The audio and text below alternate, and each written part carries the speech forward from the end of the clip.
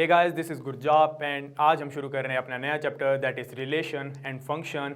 Just like sets, relation and function is also a basic for higher mathematics. And आज हम समझेंगे कि relations क्या होते हैं, बट उससे पहले कुछ इंपॉर्टेंट पॉइंट्स हैं वो डिस्कस कर लेते हैं। So first point is order pairs.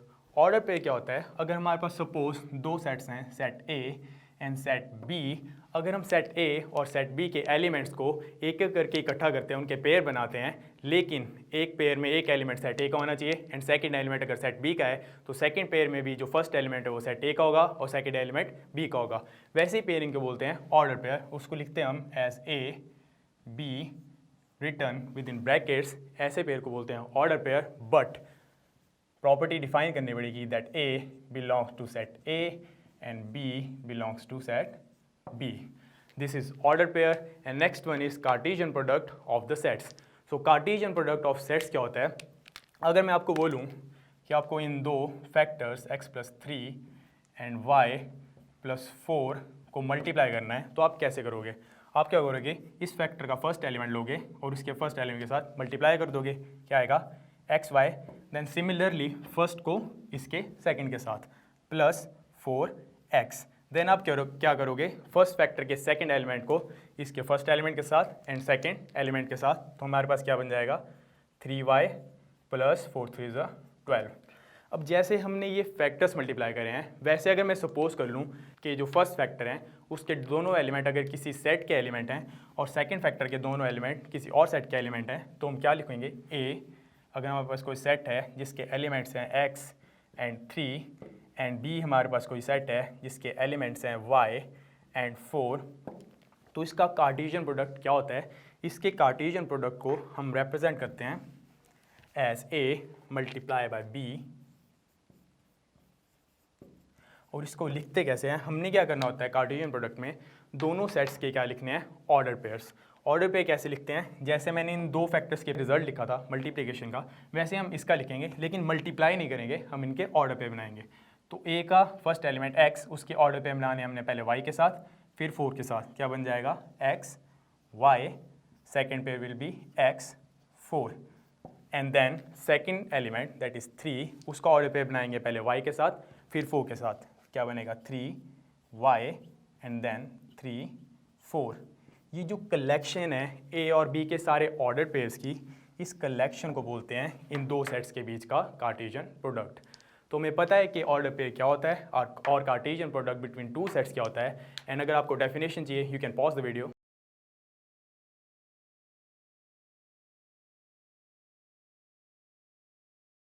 Now we have reached today's main topic that is relations. हमें पता है ऑर्डर पेयर क्या होता है और Cartesian product between two sets क्या होता है। तो अब देखते हैं रिलेशंस क्या होते हैं। रिलेशन बिटवीन टू सेट क्या होता है? सपोज हमारे पास दो सेट हैं, set A with elements A B and C, और हमारे पास सेकंड सेट है सेट बी विद एलिमेंट्स। अब इसके एलिमेंट्स क्या लेंगे हम? Name of persons. से first name is Abhay, second is Bob, third is Catherine and fourth is Dinesh. हमारे पास दो सेट हैं, set A and set B. अब मैं क्या करूँगा? इसका कार्टेशियन प्रोडक्ट लूँगा, दैट इज़ इसके ऑर्डर पेयर्स की कलेक्शन। सो सेट ए और बी का ये जो कार्टेशियन प्रोडक्ट है that is collection of its order pair. अगर हम इसे सही से ऑब्जर्व करें तो हम देखेंगे कि कुछ ऑर्डर पेयर्स के बीच में हमें एक रिलेशनशिप दिखाई देगा, कुछ ऑर्डर पेयर्स में स्पेशल है। फॉर एग्जाम्पल देखिए, जैसे ये ऑर्डर पेयर है A and second element Abhay and then this first element B, second element Bob and this order pair first element C and second element Catherine.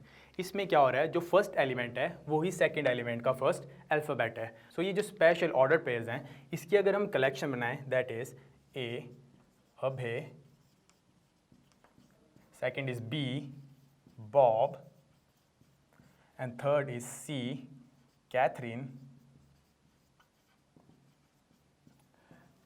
ये जो special order pairs हैं A cross B के, that is Cartesian product of set A and B, इस कलेक्शन को बोलते हैं relation between two sets represented by capital R and written just as we write a set.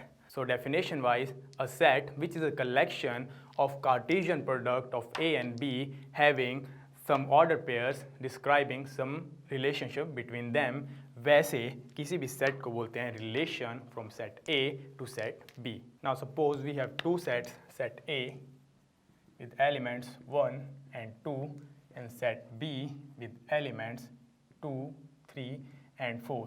अब इनका Cartesian product क्या होगा?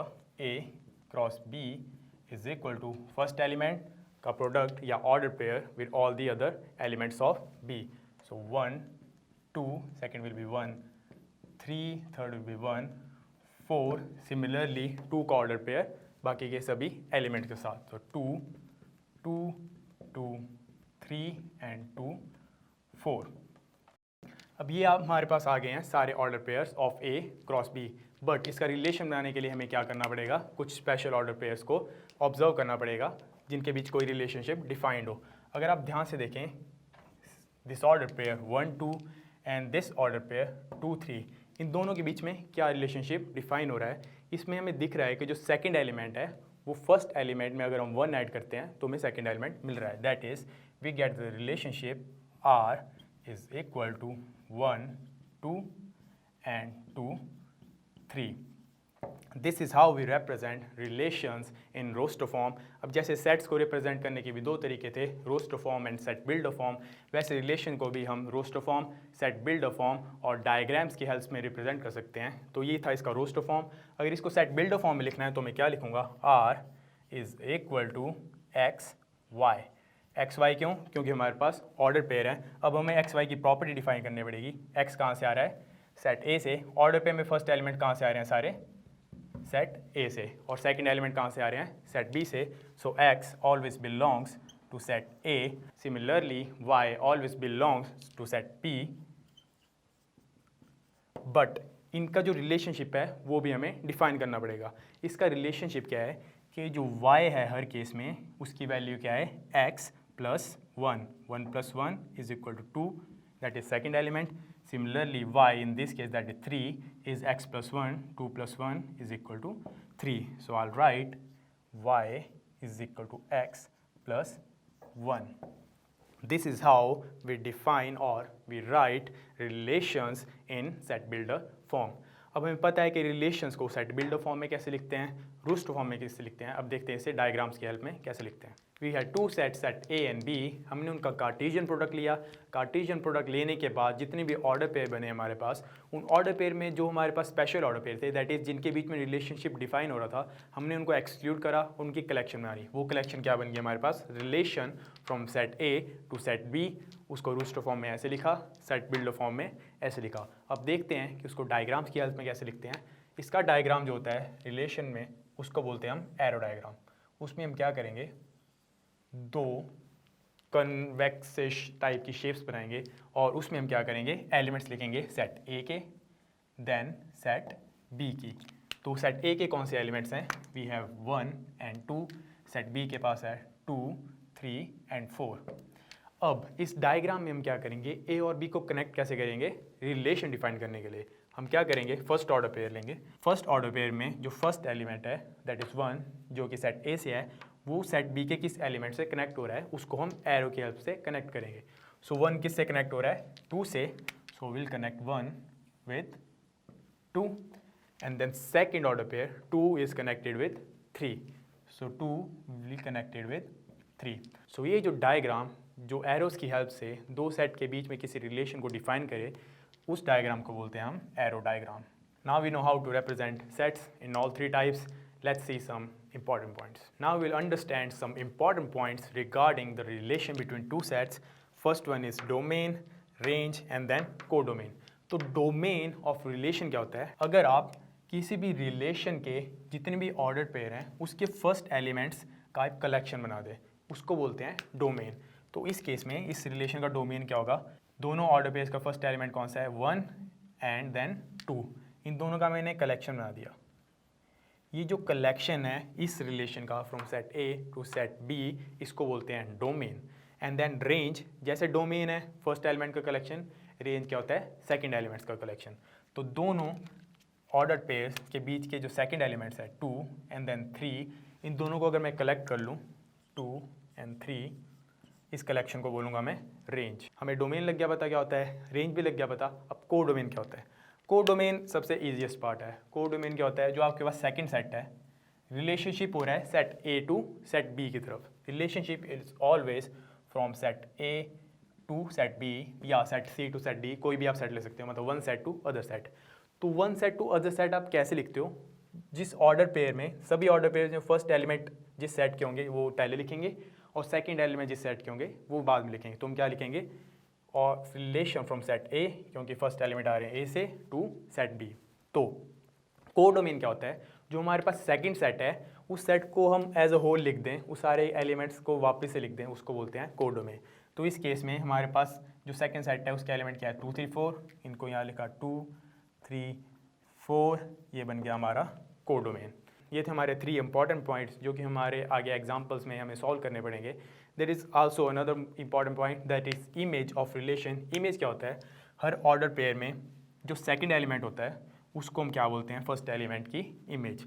तो हमारे पास ऑर्डर पेयर है यहाँ पे 1 2, second is 2 3 in this relation. तो इसमें 2 क्या है? फर्स्ट की इमेज एंड 3 इज सेकंड की image. So second element is called image of first. Now we know everything about relations, how to write them, how to define them in all 3 different ways. हमें पता है domain क्या होता है, codomain क्या होता है, रेंज क्या होता है, इमेज क्या होता है। Now let's solve some problems. So first problem is हमारे पास दिया है set A with elements 1 2 3 4 and 6 and उसका एक रिलेशन डिफाइन करा है from set A to set A। तो हमारे पास फर्स्ट सेट भी A है, सेकंड सेट भी A है और उसका रिलेशन है कि जितने भी ऑर्डर पेयर होंगे उसमें जो सेकंड एलिमेंट होगा वो फर्स्ट से कम्प्लीटली डिविजिबल होगा। हमें रिलेशन दिया है सेट बिल्डर फॉर्म में, हमें इसकी रोस्टर फॉर्म लिखनी है, इसका डोमेन फाइंड आउट करना है और इसकी रेंज फाइंड आउट करनी है। तो first up is roster form. तो रोस्टर फॉर्म में R इज इक्वल टू इसके वो ऑर्डर पेयर जिसमें सेकंड एलिमेंट फर्स्ट से डिविजिबल हो। तो हमारे पास फर्स्ट एलिमेंट कौन सा है? 1। तो 1 किस किस को डिवाइड करेगा? 2 3 4 5 6 सबको। So 1 is dividing 1, 1 divides 2, 1 divides 3, 1 divides 4 and then 1 divides 6। Okay, अब सेकंड एलिमेंट के ऑर्डर पेयर इस पूरे सेट के साथ। तो हमारे पास सेकंड एलिमेंट है 2, 2 किस किस को डिवाइड करेगा? 2 will divide itself, 2 will divide 4 and then 2 will divide 6। तो हमारे पास इसके ऑर्डर पेयर क्या बन जाएंगे? 2 2 2 4 एंड 2 6। थर्ड एलिमेंट इज 3, 3 किस को डिवाइड करेगा? अपने आप को एंड देन 6 को। तो will have 3 3 and 3 6। Next element is 4, 4 से खुद को डिवाइड करेगा, 6 को डिवाइड कर नहीं सकता। So 4 4। Similarly 6 will only divide itself. So 6 and 6। ये आ गया हमारे पास इस रिलेशन का roster form. Next is we have to find domain and we have to find range. अब इस रिलेशन की डोमेन क्या होगा? First element domain. डोमेन क्या होता है? डोमेन होता है ऑर्डर पेयर्स के फर्स्ट एलिमेंट्स का कलेक्शन। तो इसमें फर्स्ट एलिमेंट कौन से हमारे पास? 1, then we have 2, then we have 3, then we have 4 and then we have 6। जो रिपीट हो रहे हैं उनको सिर्फ एक बार लेंगे। So domain will be 1 2 3 4 and 6। Similarly range क्या होगी इस केस में? Range will be collection of second elements of order pair. तो सेकंड एलिमेंट कौन से हमारे पास? 2, then we have 3, then we have 4, then we have 6, we also have 1। ये सारे क्या हो गए हमारे रेंज के elements? 1 2 3 4 and 6। So let's move on to the next problem. Our next problem, हमारे पास दो सेट हैं A एंड B, उनके बीच का रिलेशनशिप हमें दिया गया है एरो डायग्राम्स की हेल्प से। हमें क्या करना है? इसे रोस्टर फॉर्म में लिखना है, सेट बिल्डर फॉर्म में लिखना है, इसका domain range and codomain find out करना है। तो in roster form relation from A to B will be, हम क्या दिख रहे हैं यहाँ पे? 9 किससे कनेक्ट हो रहा है यहाँ पे? 3 और -3 से, देन 4 कनेक्ट हो रहा है 2 एंड -2 से 49 is be connected with 7 and -7. तो इसके कितने ऑर्डर पे बन रहे हैं? First one is 9 3 then 9 3 then 9 -3, then we have 4 2 4 -2, then we have 49 7 and 49 -7. ये आ गया हमारे पास relation of this arrow diagram in roster form. अब सेट बिल्डर फॉर्म के लिए क्या लिखेंगे हम? R is equal to X Y. अब इस ऑर्डर पेयर में x और y के बीच में क्या रिलेशनशिप है? अगर हम ध्यान से देखें तो जो फर्स्ट एलिमेंट है और सेकंड एलिमेंट के बीच में क्या रिलेशन है? सेकंड एलिमेंट का अगर हम स्क्वायर करते हैं तो हम क्या मिलता है? First element 3 square 9 minus 3 square 9, 2 square 4 minus 2 square 4. Similarly 7 square 49 minus 7 square 49. तो इसके बीच में रिलेशन क्या बनेगा? X y such that x belonging to set A, y belonging to set B and x is equal to y square.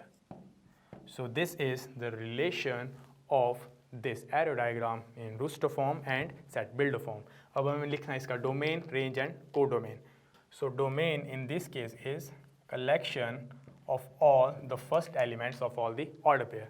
तो first element कौन सा हमारे पास? 9, रेपिटेटिव सिर्फ एक बार लेते हैं, 4 and then 49. 9 4 49 and then range is collection of all the second elements in the order pair. तो second elements हमारे पास कौन से हैं? 3 -3. अब यहाँ पे रेपिटेशन नहीं हो रही है क्योंकि नेगेटिव साइन है. 2 -2 7 एंड -7. तो range will B 3 -3 2 -2 7 and -7. and then last one is codomain. so codomain क्या होता है? जो सेकंड सेट है हमारे पास वो एज अ होल, इसके कलेक्शन हम लिख दें तो क्या बन जाता है? कोडोमेन. तो इस बार कोडोमेन क्या होगा? Whole set B that is 7 3 2 1 -2 -3 and -7. So for our next problem हमारे पास एक रिलेशन दिया है R is equal to x cube such that x is a prime less than 10. तो हमें रिलेशन बनाना है जिसमें फर्स्ट एलिमेंट एक प्राइम है जो कि 10 से कम है एंड सेकंड एलिमेंट उसी प्राइम का क्यूब. तो 10 से नीचे कितने प्राइम नंबर है हमारे पास? We have 2 3 5 and 7. ये सब क्या है? 10 के नीचे के सारे प्राइम नंबर. अब इसका रिलेशन हमें लिखना है in roster form. Then we have to write its domain and its range.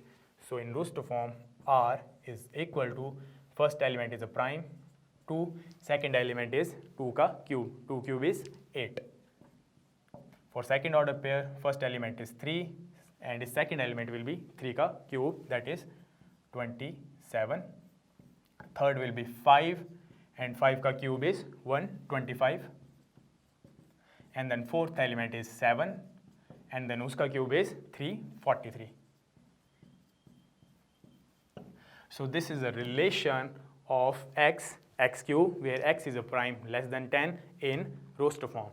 अब इसकी रेंज क्या होगी? तो इसकी रेंज क्या होगी?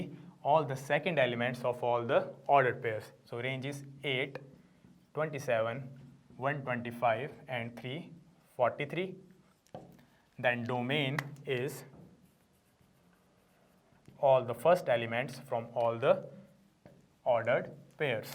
So domain is 2 3 5 and 7. Now the next topic is number of relation between two sets. So if we have two sets A and B and number of element in A is equal to X, number of element in B is equal to Y, then number of element in A cross B, that is number of element in the Cartesian product of A and B will be number of element in A multiplied by number of element in B. तो इसकी value कितनी आएगी? X multiplied by Y, that is X Y. ये तो हो गया हमारे पास number of element in A cross B. तो हमें क्या निकालना है? Number of relations between A and B. तो उसका फॉर्मूला क्या होता है? Number of relations between A and B is equal to 2 raised to the power number of elements in A cross B. So 2 raised to power X y.